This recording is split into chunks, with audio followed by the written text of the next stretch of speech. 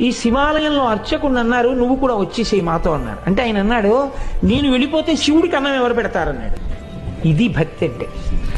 అందరూ వదిలిపెట్టేశారు ఊరు, ఈయన వదిలిపెట్టేయచ్చు. కానీ ఈయన బతకడం కాదు, ఆ గుళ్ళో శివుడు బతకాలి. అందరినీ బతికించేవాడు అందరినీ ఊరి నుంచి పంపించేస్తున్నాడు, వాడికి దయలేనప్పుడు నేను ఎందుకు ఉండాలనాలి. ఆయన అలా అనలేదు, వాడికి నేను అన్నం పెట్టాలన్నాడు. ఇదే భక్తి అండి అని ఉండిపోయాడు. అందరూ వెళ్ళిపోయారు. ఈయన ఊరు మొత్తం మీద ఒక్కడే ఉండడం అంటే మీరు ఆలోచించండి ఎలా ఉంటుందో. ఇప్పుడు పక్కింటికి వెళ్ళి అడుగుదామంటే కూడా ఎవరు లేడు, మాట్లాడడానికి కూడా ఎవడో ఉండడు. ఎవరున్నారు? శివుడే ఉన్నాడు అంతే, నమ్ముకున్నవాడు. ఆయనకే చెప్తున్నాడు, అందరూ వెళ్ళిపోయారయ్యా, నేను ఒక్కడనే ఉన్నాను, నీకోసమే ఉన్నాను. నేను వెళ్ళిపోతే నీకు ఇంత ముద్దెట్టేవాడు లేడు, ఇంత ముద్దెడదామని ఉన్నాను. నాకు దొరికితే నీకు సగం పెడతాను, నాకు దొరకడం మానేసింది అనుకో, ఇద్దరం పస్తుందాం అని చెప్పాడు. శివుడి మనసు కదిలిపోయింది ఈ భక్తికి. ఇదండి భక్తి అంటే.